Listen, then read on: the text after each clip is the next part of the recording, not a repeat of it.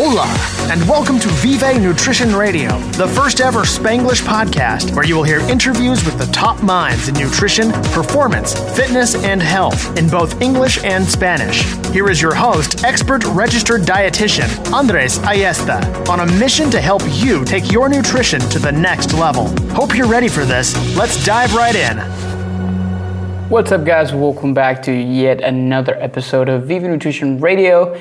This is your host, Andres Ayesta, coming live. Well, not live, you're listening to this on a Tuesday. And I'm super excited for you to be here, super grateful for all the support that I've received after starting my podcast. This is the second, or probably the third solo episode that I am recording. And this one is awesome because obviously I'm releasing this on Thanksgiving week, which is great to talk about refeeding and talking about metabolism.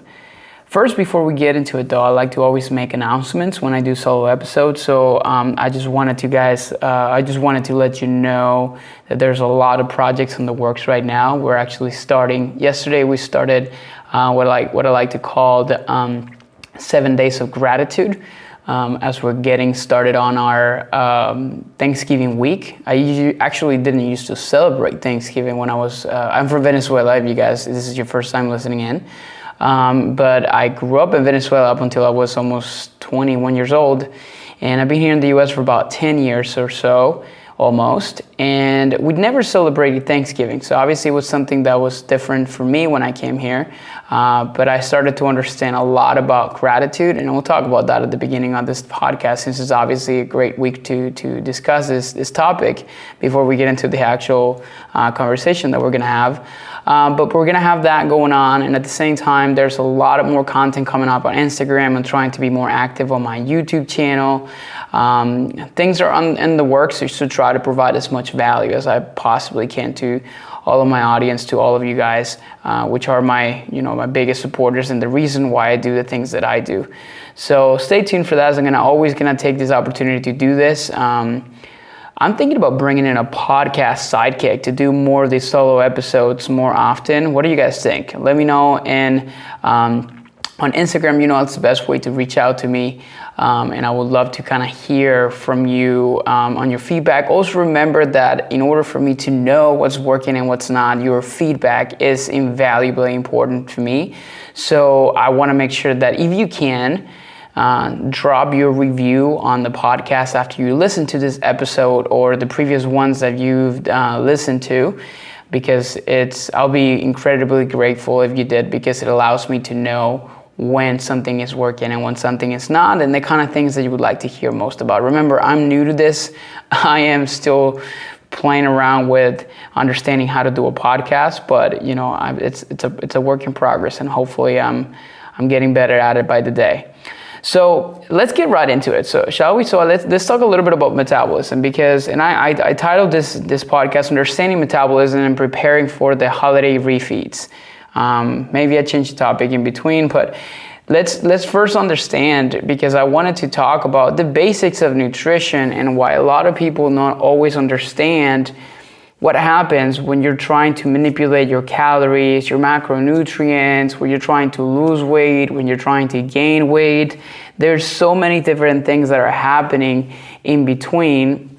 And I think the most important part to remember is that we need to identify the body as a constant changing machine that is not the same as the one right next to you, meaning that you're not the same as even your brother, even your family, like your spouse. Like, your metabolism is completely different, and comparison never works here. And that's the biggest problem that a lot of people have, is just we tend to compare ourselves to other people, and that's definitely one of the things that make this process so much harder. So let's get into this. There's going to be a little science associated with this podcast, but let's get right into it. And always remember that the Spanish version of this podcast is going to be in the second part.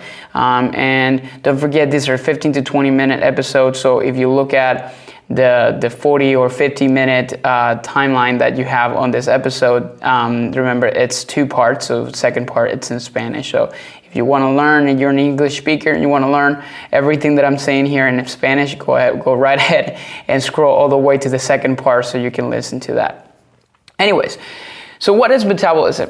Metabolism, by dictionary definition, is the chemical processes that occur within a living organism in order to maintain life. And that's exactly what really, that's the proper definition. Now, if we go more in depth in a better way for you to understand it, it's a series of chemical reactions that are happening in your body all day long in order for your body to turn food, for example, into energy or fuel, which is essentially a way for your body to be able to produce what we call ATP, which is your body's energy system. It's your body's energy currency. It's the way that your body uses fuel or energy to be able to sustain everything that you do, from thinking to moving to breathing, everything that happens. Now, metabolism is not a non-changing process. It's something that it's always moving around, changing and adapting to many different situations that you're putting it under. For example, and let's just make sure we make a small parenthesis in here to understand that your metabolism will change according, like I said, to the environment that you put it in. But it's always trying to maintain what the scientific term to it is homeostasis, which homeostasis is nothing but balance. And balance is a state in which your body is comfortable. So whenever you are putting your body through stress, your body's physiology is going to try to adapt and overcome. That means that it's going to change its physiology, or it's going to change the way your body's working to be able to sustain whatever situation you're putting it under. Does that make sense to you guys? So it's essentially trying to adapt for a new environment in order to be able to survive. So what does the stress really entail? Well, stress can be expressed in many different factors. Actual stress, like actual mental stress. There's also physical stress, actually when you're working out. There's always metabolic stress, which is when you're putting your body through states in which it doesn't like to be on. For example, weight gain or like caloric surpluses or eating more than what you need versus also caloric deficits or eating less than what your body needs. So those are all different things that obviously kind of make part of like all these different types of stresses that come along the way. And there's always along with physical stress, there's obviously things that happens as a result of injuries and diseases and stuff like that.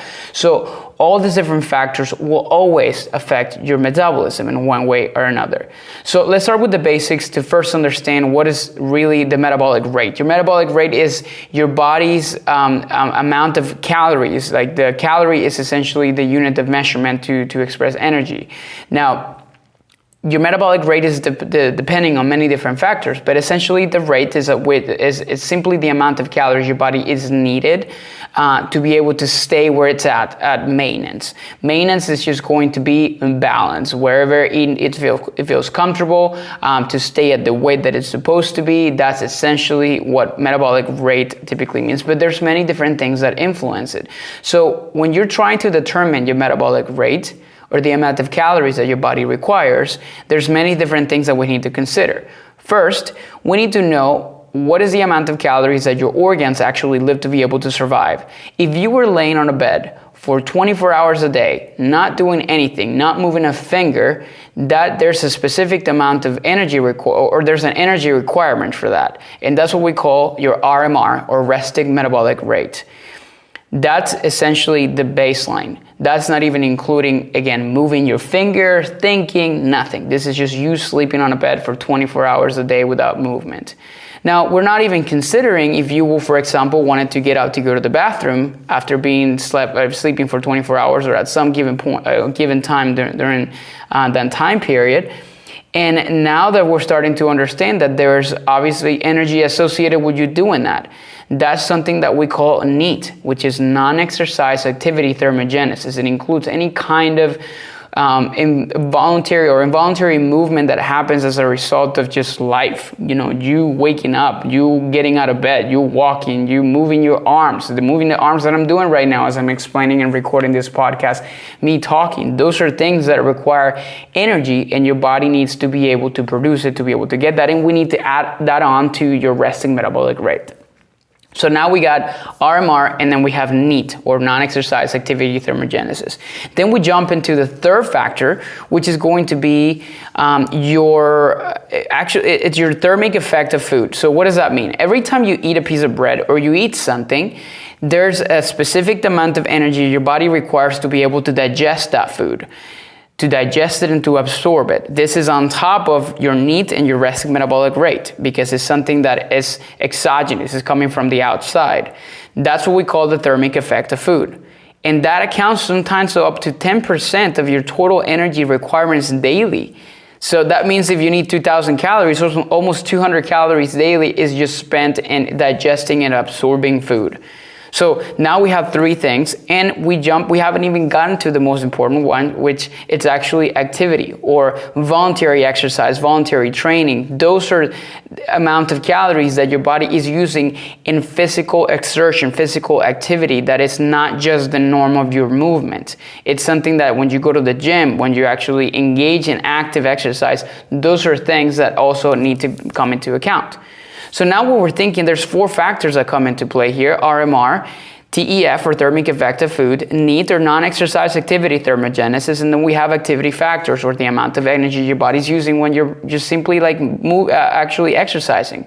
When you add all those things, you'll determine your metabolic rate, or your total energy requirements for the entire day.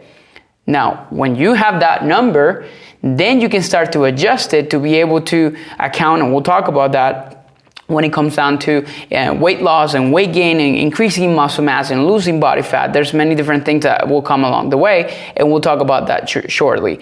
But just in essence, just so just have an understanding that energy and metabolism is composed of those four different factors that we had to take into consideration. And just for shits and giggles here, just to kind of get an idea of what that would look like for, let's say, an average human. Let's say somebody that is whose resting metabolic rate is about 1,400 calories.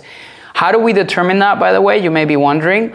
Well, I'm sure there's a ton of calculators that you have seen out there. Those are calculators that are expressed that are essentially using equations that are considering your weight, your height, your age, and many different factors like that. These equations are a result of many applied research in past and thousands of people that have been studied.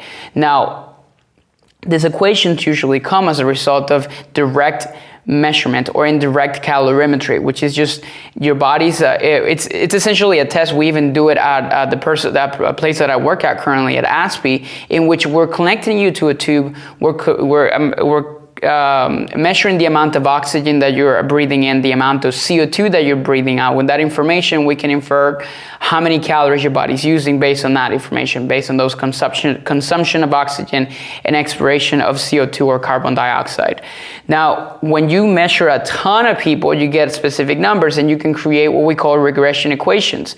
We can estimate based on thousands of data points how much it would be, for example, for somebody with that weight or your weight or your height. So again, we're going back to that's how calculations are for resting metabolic rate are done. And then that's, let's say, for example, for somebody, let's say a woman or a man, let's say men that, about 150 pounds or so, let's say it's going to be 1,600 calories, okay, just for reference.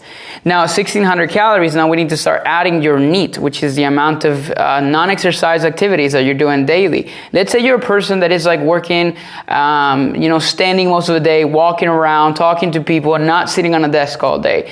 Then maybe you need to add about 20% extra of your basal metabolic rate into that equation to be able to adjust for that. Let's say somebody that is sitting all day, maybe that 20% becomes a 10%.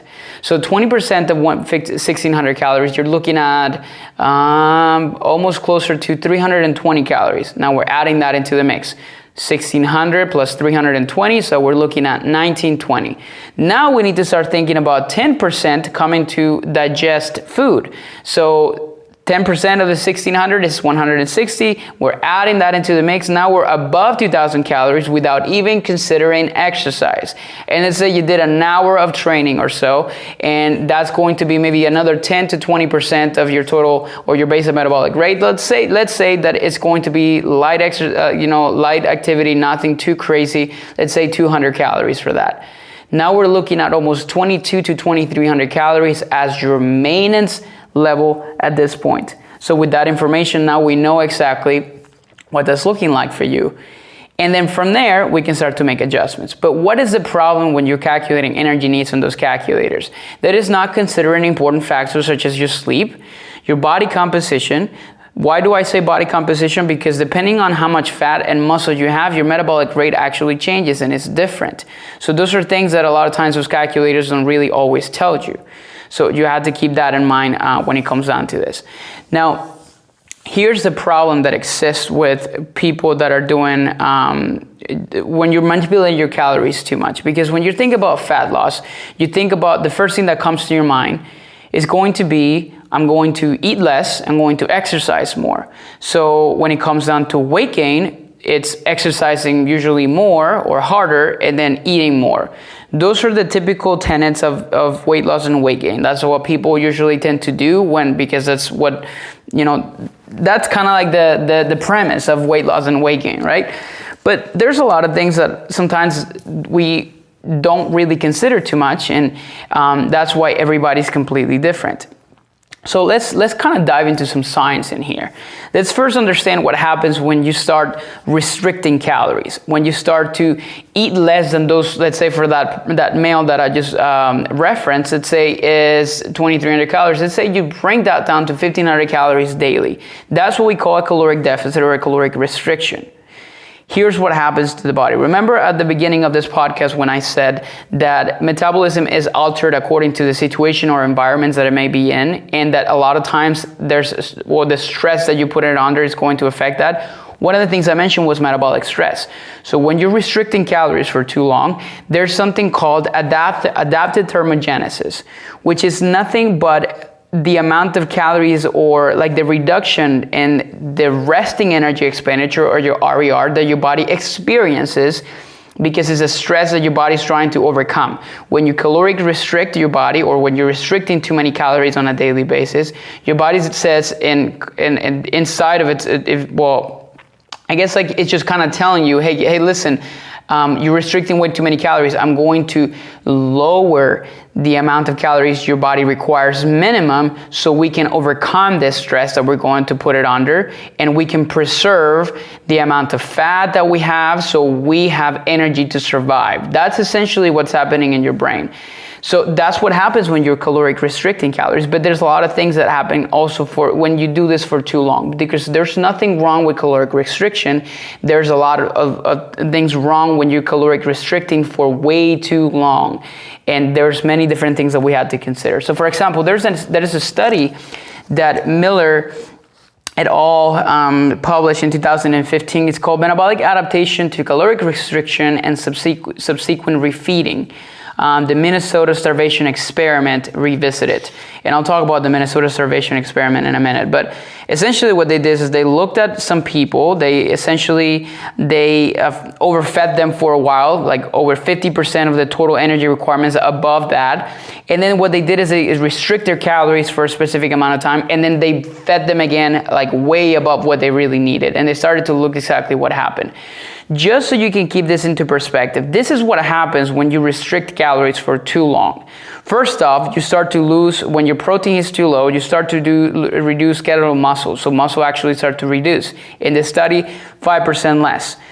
Also things that actually happen, your resting energy expenditure or the amount of calories your body needs at rest reduced by almost 270 calories daily. That means your body's requirements are way too low.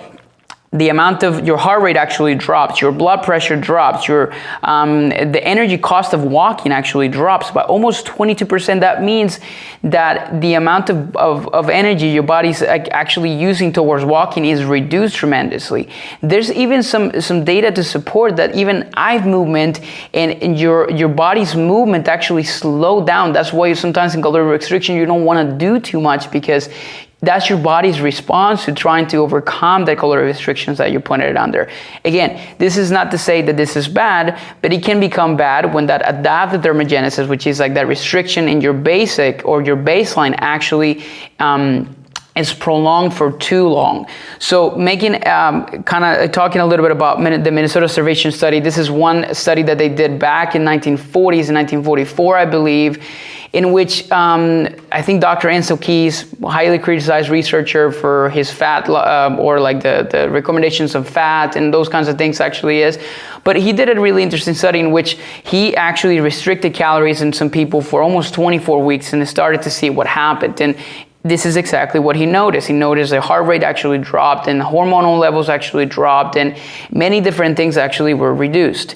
This was actually even, there's even a more interesting study, which is the Biggest Loser study, that talked about how the participants on a 2008 or 2009, when they restricted their calories so low, because these people go into this camp, I think it's some sort of camp. I don't know how long it is, but I'm guessing it's anywhere between 2 to 4 months or so. And with these people, the way that they lose this crazy amount of weight, if you can see, these are people that are starting morbidly obese, they start to reduce their intake to less than 1,000 calories from what I understand, and their energy expenditure, which is their exercise, is increased exponentially. So it's going back to that same idea behind weight loss, which is eat less, exercise more. What happened to those people, they lost a ton of weight throughout the competition. Some people even lost almost 200 pounds in a very short amount of time. This study, what they did is they looked at what happened to these people 5 years into it. And guess what they found? They found that most participants not only gained the weight back that they lost, but some of them even gained more. So how can you explain that? It's very simple. It's just simply because of that adaptive thermogenesis, of that metabolic adaptation that occurred. The bodies went into that hibernation mode. Their baseline actually dropped, so they were living off very little calories, and that was okay with them at that point because they were seeing constant result. The problem was that is not sustainable. You cannot live off 1,000 calories for the rest of your life. They started eating more, going back to their normal lifestyles, eating the same thing, and that's what they call that rebound effect, because of many different hormonal changes that were happening as a result of that. So here's what happens when you start restricting calories too much. First, you lower your thyroid hormones. T3, for example, it's like your active thyroid hormone that essentially signals your cells to control metabolism in many different ways. It controls inflammation and free radical damage, many different things that are happening, so they're essential. When you restrict calories too much, the production of T3 starts to lower because we want to lower your metabolic rate. We want to lower the amount of your body's usage of energy because you're trying to enter in that restrictive mode. The other thing that happens is you're lower of leptin levels, and leptin is a hormone that is essentially produced by body's fat cells. It's often referred to as the satiety hormone, or also known as the starvation hormone. Whenever your hormone is high, you have less hunger, so you feel less hungry. And that means essentially that when you have higher body fat percentage, technically you should have a higher leptin levels, which means less hunger. Why? Because that's your body's ability to tell your brain to say, hey, listen, we have plenty of energy. We don't need to eat right now. We don't need to eat as much, so we drop that hunger levels. Now, when you drop your calories too much, your leptin levels actually starts to lower, which means that you start to increase the amount of hunger that you start to experience. That's why when you eat too little, then you start to feel more hungry. But here's the part that actually is the main problem. In obese people, or in an obese population, which your body fat percentage is way too high, there's something called leptin resistance. Which leptin resistance is kind of like a miscommunication that exists between your fat cells and the leptin levels and your brain. It's essentially kind of like a gray area in which what's happening is that there's way too much leptin, but the message is kind of being disrupted. when it's like kind of like the brain are not receiving the leptin signal. So essentially, the brain is thinking your body's starving. So you're going to increase the amount you're going to be feeling a lot hungrier. And then the problem with that is obviously you're going to want to eat a lot more, and then you start to reduce your energy expenditure because in your brain's mindset, it's essentially thinking that there's not enough, we need to eat more, because of that leptin resistance. That is another thing that happens with, for example, in obese people or in obese population or people with higher body fat percentages, it's also making it harder for them to be able to kind of see the results and changes. So those are some things to consider along the way as well. So I think at this point it's very safe to say the metabolism is not just black or white. There's many different things that are happening as a result of this, and we need to consider that moving forward because of the same reasons. Now, what can you do? Look, what is like the proper way to kind of approach this? First off, understand that weight loss and weight gain, theoretically speaking, happens when you're restricting calories or when you're actually producing a caloric surplus, when you're eating more calories than what your body needs, or when you're eating less calories than your body needs. So those are things that are different according to that, but then you have to understand where you're starting from. Why? Because there's people that, for example, when you experience something that happens as a result of, for example, when you're eating way too higher calories, what you're going to experience is the problem that, sorry, somebody just interrupted in the room that I'm in, so I kind of lost track of everything. So what was I saying? So you have to understand where you're starting off from. So if you're a person that you've been restricting calories for too long, you're likely, you have like, I like to call it metabolic damage, but it's essentially your body's baseline is way too low. You have to start to increase this up a little bit more to be able to kind of get to a new baseline and do that accordingly and in a proper manner. Now, here's what happens. And let's talk about Thanksgiving meals and Thanksgiving Day, because obviously that's coming up pretty soon. When you're doing Thanksgiving meals and you're doing that massive, increase in calories and the extreme amount of caloric intake, and you're eating way too much just that day, but you've been in a caloric restricted mode for so long, up until this point, trying to lose weight, trying to lose body fat, what happens? It's simply the fact that you are overfeeding the system, and based on research, what happens is you're going to experience a rebound of or obviously fat regain, because it's your body telling you like, holy crap, there is food coming in. So let's take advantage of this opportunity. Let's store what we can in the form of your biggest storage of energy, which is going to be fat, so we can hold on to this. So what am I telling you? I'm telling you that Thanksgiving meals, or that massive refeed in social gatherings or whatever might be the case, it's going to be dependent on what was actually your state coming into that day. So if you're a person that you were not calorie restricting, you were minimally calorie restricting, or you're staying at maintenance, and you come in here and you have that massive refeed, the effect on that person is not going to be massively different than somebody that was actually restricting calories for way too long. So you need to understand exactly where you're coming from. This is the same reason why some people see results a lot faster than others. You see somebody, they have they're not too they're not too overweight. They just have smaller amount that they had to lose, but they've been eating normally. Let's just say they've been eating okay. Not restricting calories too much, or they're not exercising, chronically and exaggeratedly. So when they start to make smaller changes and they see they kind of start to have smaller caloric restriction, they see results so much fast because they're starting off in a state, a physiological state, and that the body is okay. It likes to be that way, and created those deficits are going to create that massive change. Versus somebody that is starting, let's say for some of the people that work with me and that I coach, when they're starting off at the very, very bottom, they're starting off with very little calories, frustrated because they're not seeing results. This is what I usually tell them. I usually talk about reverse dieting a lot. I'm not going to go too in depth into this because there's a couple episodes coming in to talk about this more in depth. Which is reverse dieting is just strategic increase in calories to get you to a newer baseline. So again, at that point, we can start to reverse that process back down. So keep those things in mind before you start to make any of those changes, because it makes a massive difference. So those are things to consider when it comes down to it, and that's why some people are completely different than others, okay? So I think by this point, I think it's safe to say that cover most of the metabolism, and I think it's just helpful for you to have an understanding that where you're starting off, like if there's a takeaway from this message, is that where you're starting off is going to be massively different than, or like compared to other people, depending on the kind of stress, metabolic stress that you put in your body initially.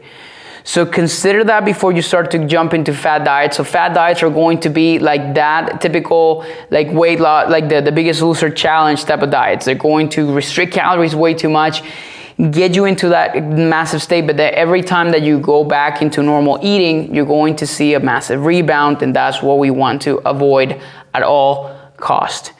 So keep those things in mind. Understand obviously what's going to happen in Thanksgiving week. If there's anything that you can do today is like strategically and start to increase your calories exponentially up until leading up to Thursday. That can actually kind of help you give your body a little break. And that's probably what I think would be important for you to start doing. I think that's all I have for you guys today. Hopefully this was a great, knowledgeable podcast for you, and then you can take some information. Let me know what you learned about it. Let me know what you think. Let me know in the comments, in the reviews, anything, so I can understand exactly what kind of information you're getting out of this. I want to also wish you happy Thanksgiving to all of you. Gratitude is a very powerful thing. I've been practicing this for almost 10 months now, and it's been life-changing for me. Gratitude is not only something that you can practice to help you improve your mood, but it's something scientifically proven to make you happier. So take this opportunity in this week to be thankful. I'm thankful for all of you. I'm thankful for the people that support what I do, and thankful for my life and for everybody that is around me that always are supportive of all the efforts that I do to try to make the world a better place and try to improve your lifestyle. Thank you so much for listening in. Remember, second part of this podcast is in Spanish. So if you would like to kind of learn a few different keywords and learn a few different things into that, make sure you kind of scroll and wait a little bit more as we transition into the Spanish version of this. It was great hearing from you today. And this is me, Andres, tuning out from Tampa, Florida. And I'll see you guys on the next one.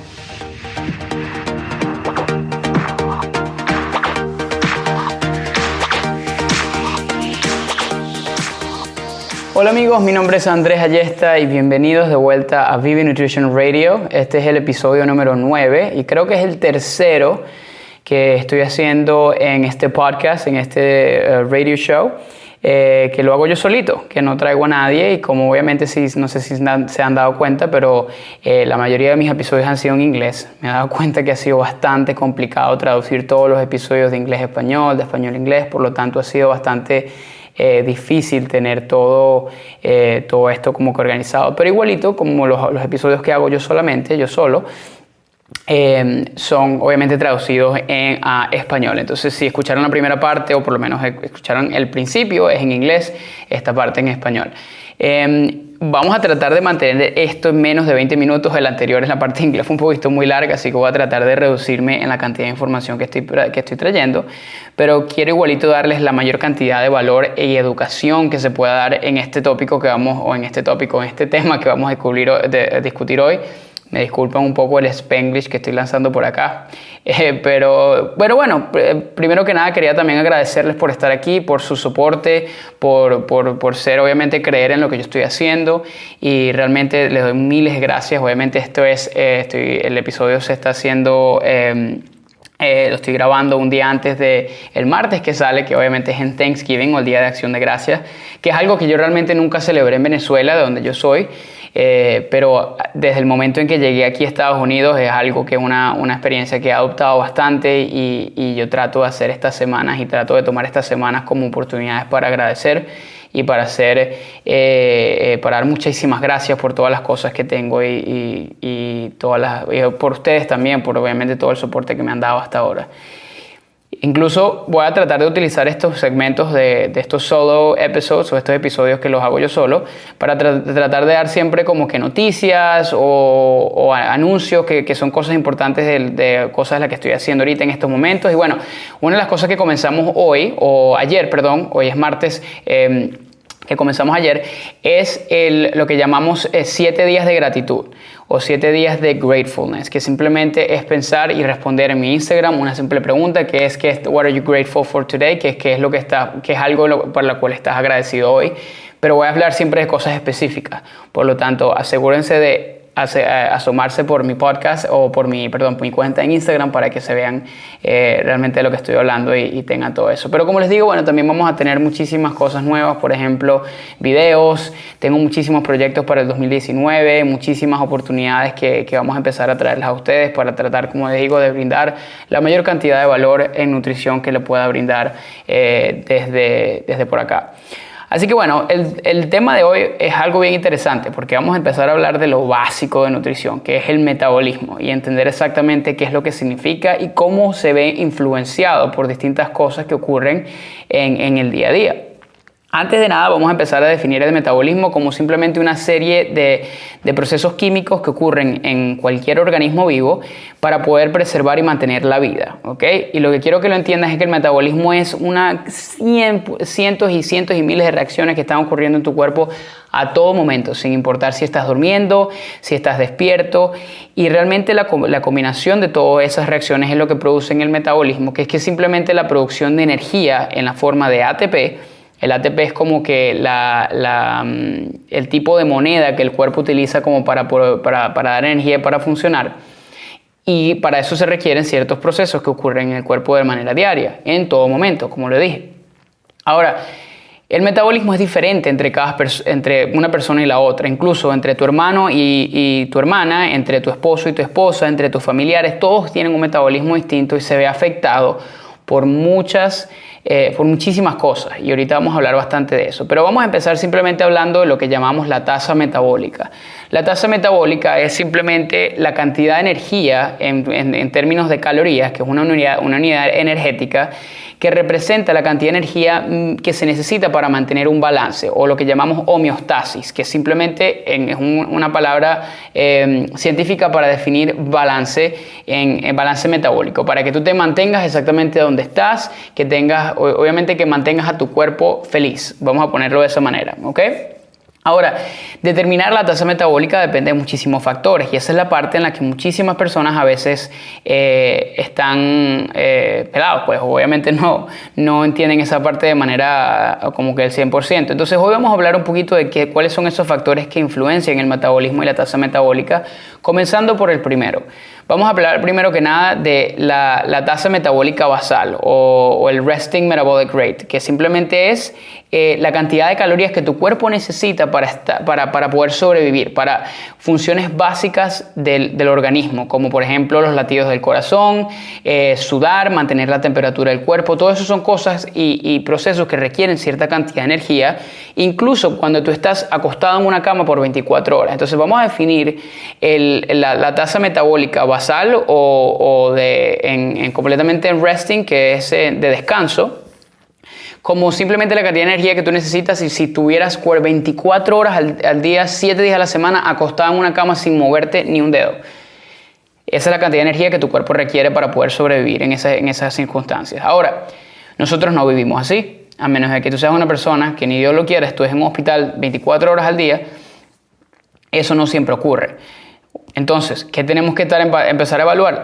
Otros tipos de actividades que son parte del metabolismo que a veces no estamos prestándole atención. Por ejemplo, hay una cosa que en inglés se llama NEAT, y los acrónimos que voy a utilizar los voy a hacer en inglés porque se hace mucho más fácil para propósitos de explicación con esto, pero igualito se los voy a traducir. NEAT en inglés significa Non-Exercise Activity Thermogenesis, que simplemente es el efecto que tienen las actividades que no son relacionadas al ejercicio, pero que requieren movimiento. Por ejemplo, yo estoy hablando en estos momentos, eso requiere que yo esté moviendo la mandíbula, por lo que requiere energía para lograrlo. Si me paro de la silla donde estoy sentado en estos momentos, también eso requiere cierta cantidad de energía. Tú simplemente caminar de aquí a tu carro, caminar de tu carro a la oficina, todas esas cosas son ciertas actividades que no son realmente consideradas ejercicio, pero que todavía requieren cierta cantidad de energía. Eso también se tiene que agregar a la tasa metabólica basal o de descanso que ya hablamos en el principio. Entonces tenemos hasta ahora el RMR o la tasa metabólica basal y tenemos el NEAT o la cantidad de energía que viene de movimientos que no son relacionados al ejercicio. Luego de eso viene la tercera parte, que es lo que llamamos el efecto térmico de la alimentación o de las comidas. ¿Qué significa eso? Mucha gente no entiende o no tiene el conocimiento del hecho de que simplemente la nutrición o el comer algo requiere cierta cantidad de energía para poder digerirlo y para poder utilizar esa cierta energía que viene de esas comidas. Eso es lo que llamamos el efecto térmico de las comidas. Entonces, para poder digerir y todo eso, cierta cantidad de ATP o de energía del cuerpo se requiere para poder lograr eso. Entonces, eso es otra cosa que debemos agregar en toda la ecuación de la tasa metabólica. Y por último, que es la parte que usualmente tú piensas que es lo único que hace parte de la tasa metabólica, que es la actividad física o los exercise calories, o las calorías que vienen simplemente de actividad de entrenamiento y de ejercicio voluntario, por ponerlo de esta manera.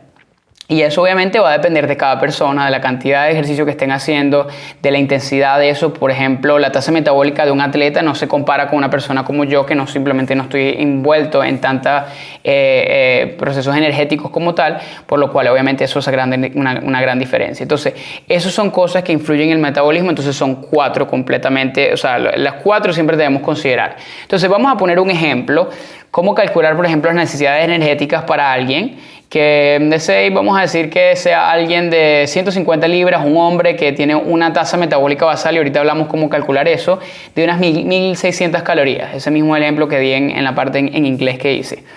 Entonces, 1600 calorías es la cantidad de energía que tu cuerpo requiere para estar donde tiene que estar. O sea, sin moverse, si 24 horas, simplemente estar ahí.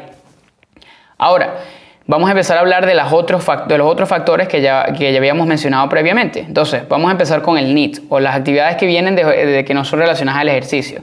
Vamos a poner que tú eres una persona que trabaja parada o que camina bastante tiempo, y vamos a decir que tú requieres, usualmente NEAT va entre 10% a 30% dependiendo de la persona y qué tanta actividad tenga durante el día. Por ejemplo, una persona que trabaja en construcción, que está levantando cabillas y ladrillos y concreto y todo eso durante el día, tiene un NEAT muchísimo más alto comparado con una persona que trabaja sentada en una oficina.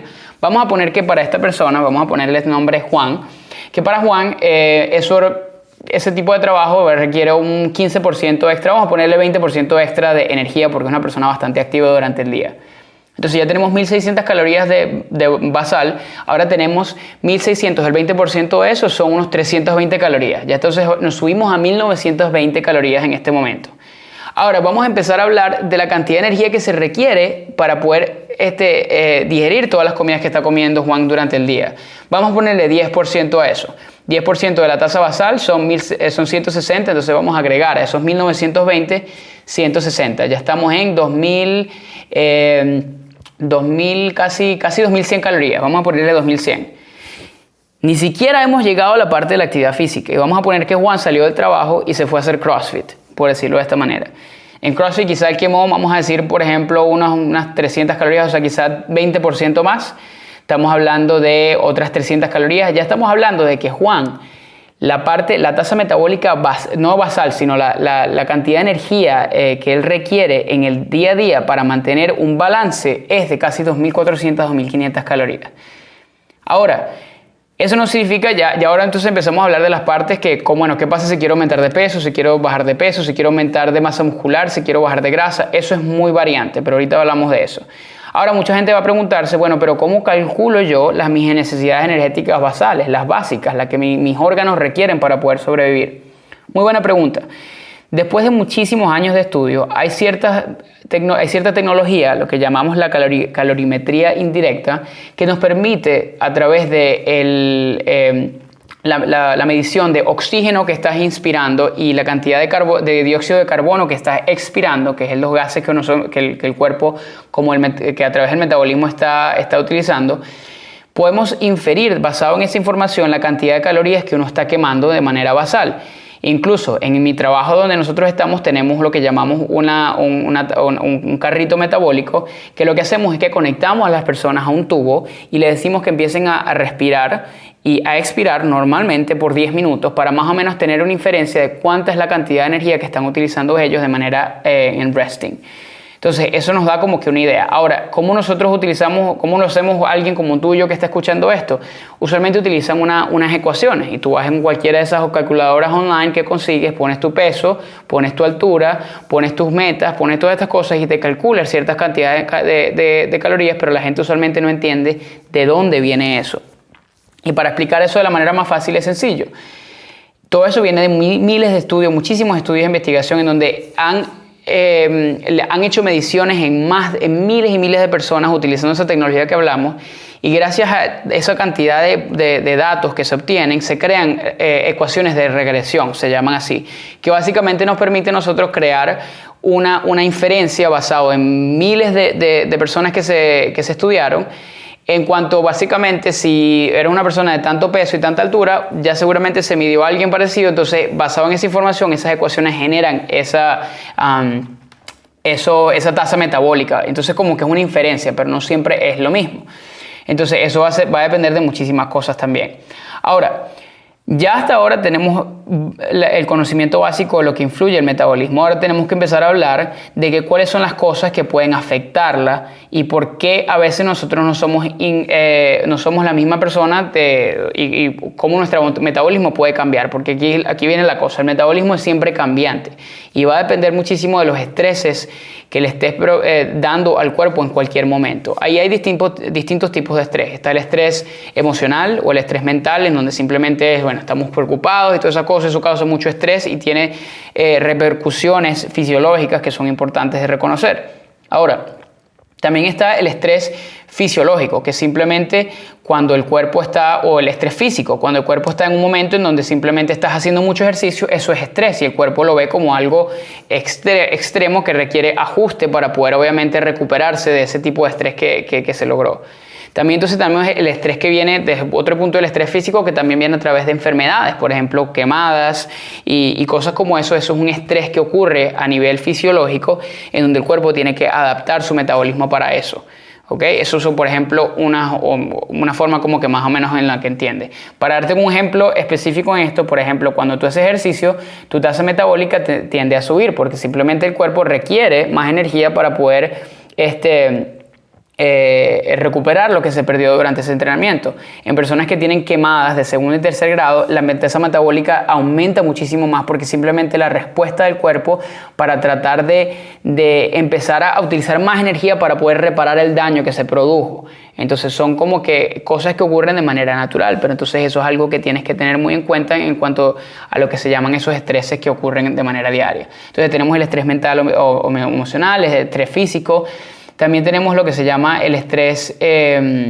¿Cuál es otro? No, así yo creo que ya cubrimos todas las cosas el estrés metabólico. ¿Qué significa eso?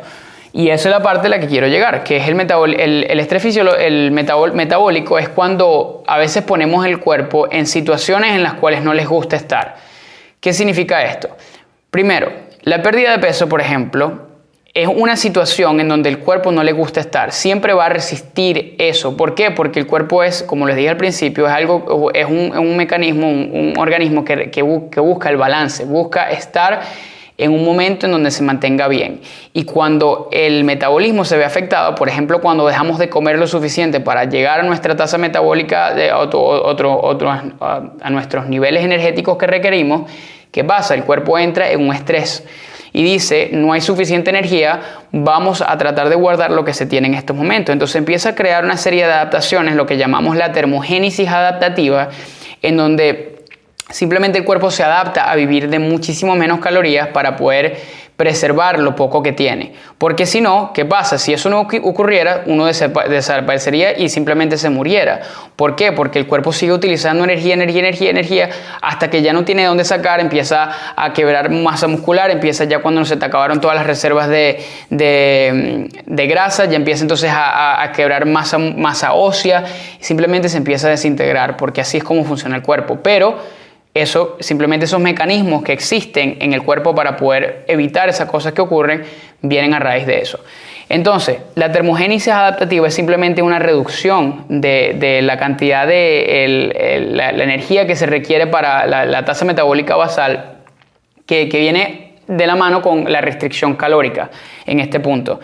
¿Qué pasa cuando eso ocurre? Vamos a ver, incluso voy a hacer referencia a un par de estudios que son bien interesantes. Hay uno que lo hizo Mueller en el 2015, que se llama la adaptación metabólica que se debe a la restricción calórica después de un subsequent o después de que estas personas les dieron lo que llamamos un refeeding, que simplemente es un sobreconsumo de las calorías necesarias, en donde están haciendo referencia a una cosa que se llama un experimento el Minnesota Starvation Experiment, que simplemente fue un estudio que se hizo en Minnesota, en la Universidad de Minnesota, en los años 40, en donde básicamente pusieron a un grupo de individuos, particularmente hombres, en unas dietas restrictivas en calorías por muchísimo tiempo, casi 24 semanas, estamos hablando de que fueron casi 7-8 meses, y vieron qué era lo que estaba ocurriendo con estas personas a nivel fisiológico.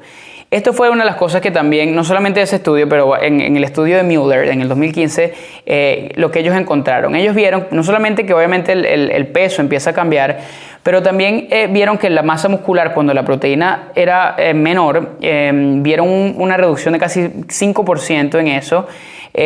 También reducciones en lo que es la tasa metabólica basal, que bajó casi 270 calorías menos. Eso significa que la cantidad de calorías que tu cuerpo necesita para sobrevivencia incluso fue mucho menos. La presión arterial bajó casi por 7%, los latidos del corazón, el heart rate también bajó casi 14%, la energía que se requiere para poder caminar casi bajó 22%. Entonces, ¿qué significa esto? Que tu cuerpo se hace mucho más eficiente en preservar energía. Entonces, por eso es que a veces cuando estamos en restricciones calóricas nosotros no queremos movernos, no queremos estar haciendo nada, tenemos muchísimo más flojera para todo, simplemente porque eso es una respuesta del cuerpo a decirte: yo voy a tratar de eliminar cualquier oportunidad que haya para consumir mucha energía. Eso es básicamente lo que está ocurriendo en tu cuerpo en ese momento. Entonces, la restricción calórica no es que es algo malo, pero cuando es hecho de manera prolongada, hay muchas cosas que están ocurriendo a nivel fisiológico que no son ideales. Entonces, ¿cuáles son algunos de esos cambios hormonales uno de los cambios que se observan? Además de lo que ya habíamos hablado, también son cambios hormonales que afectan muchísimo nuestra tasa metabólica. Por ejemplo, la tiroides es una glándula que controla muchísimo la tasa metabólica basal de cualquier humano.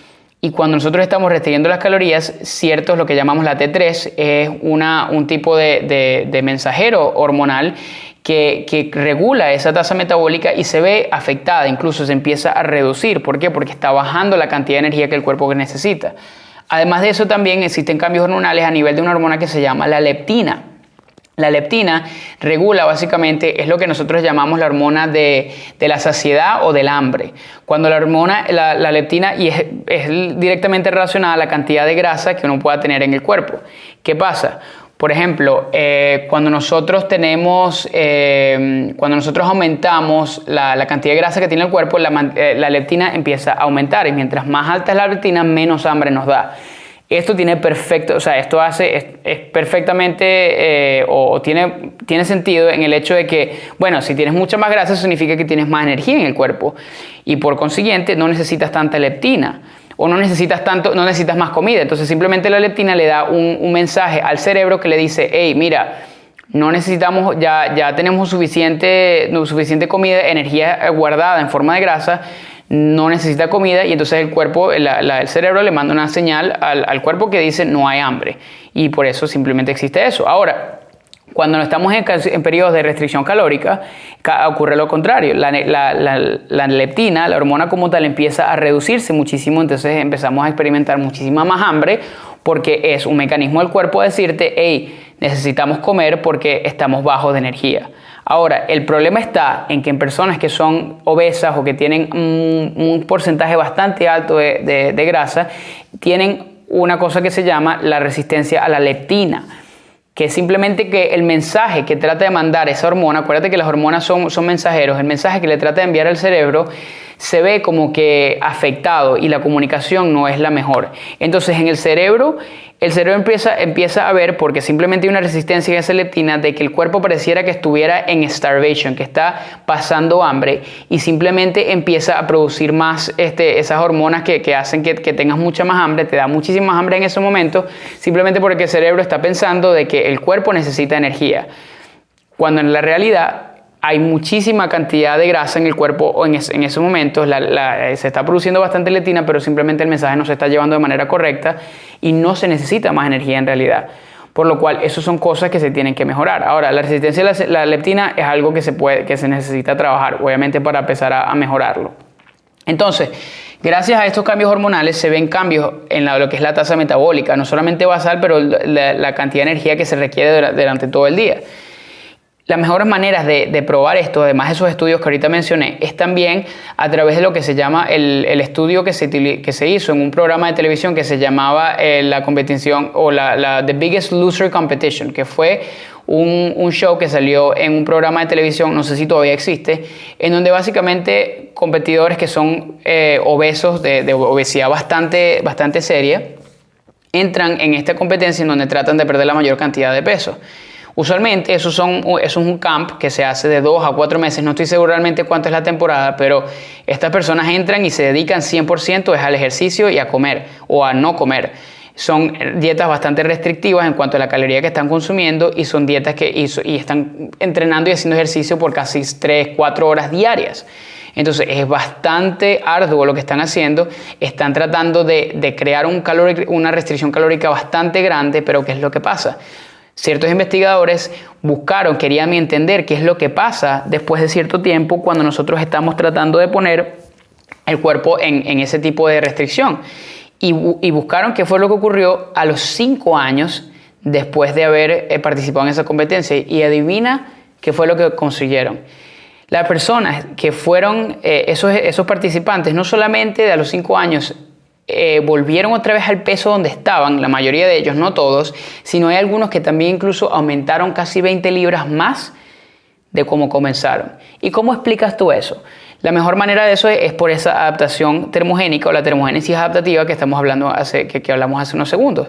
Es simplemente el hecho de que el cuerpo se acostumbró a vivir en un nivel calórico bastante bajo y simplemente se mantuvo por ahí. Y así de esa manera, entonces simplemente ¿qué es lo que pasa? El cuerpo ahora cada vez que le das un poquito más de calorías más altas de lo que es ese nuevo baseline o de esa nueva base, obviamente el cuerpo lo ve como, ahí viene comida, hay que tratar de guardarla porque no sabemos cuándo va a venir más. Entonces esa es la mentalidad, ese es como que el punto fisiológico que existe en el cuerpo porque como te digo, no se está entendiendo exactamente qué es lo que está pasando porque simplemente el cuerpo se está adaptando como para supervivencia. Entonces, es lo mismo y es un buen momento para nosotros entonces hablar de lo que está pasando ahorita una de las razones para este episodio es porque el Día de Acción de Gracias en Estados Unidos se caracteriza por comer bastante. Es un momento en donde se comparte una comida, usualmente es pernil, es pavo y muchísima comida en un aspecto social en donde en Estados Unidos es conocido por comer hasta más no poder. Entonces, ¿qué pasa? Las personas que están tratando, por ejemplo, de perder masa grasa, por decirlo así, si han estado en un proceso, uno siempre tiene que evaluar realmente en dónde estás empezando y dónde estás parado en este momento. Y por eso es que la nutrición es algo que varía mucho de persona a persona y por la razón por la cual tú no puedes compararte a alguien que vio resultados increíbles en 2 meses porque quizá donde esa persona estaba empezando es completamente diferente a donde estás empezando tú. ¿Qué pasa con la cena de acción de gracias? Que es una gran cantidad es una oportunidad muy grande que existe para muchas personas para comer más calorías de las que tienen que consumir, inclusive muchas veces pasándose de lo que es el base o las calorías de mantenimiento, es lo que llamamos en inglés un refeed. Ahora, lo que ocurre a raíz de esto, dependiendo de dónde estés empezando, si tú eres una persona que ha estado restringiendo calorías por muchísimo tiempo, no consumiendo suficiente durante el día, ¿qué es lo que pasa? Que en ese momento que llegas y comes, te echas esa papa, como decimos en Venezuela, y comes bastante, eso es como que un shock que le está dando el cuerpo y va a tratar de acumular eso y simplemente es lo que llamamos el fat regain, que empiezas a aumentar masa de grasa. Ahora, no es una cantidad exagerada, pero quiero que pienses que esa energía extra el cuerpo lo utilizó como una oportunidad para almacenar cierta grasa para poder tener, ya que estuviste en un periodo de restricción calórica por tanto tiempo.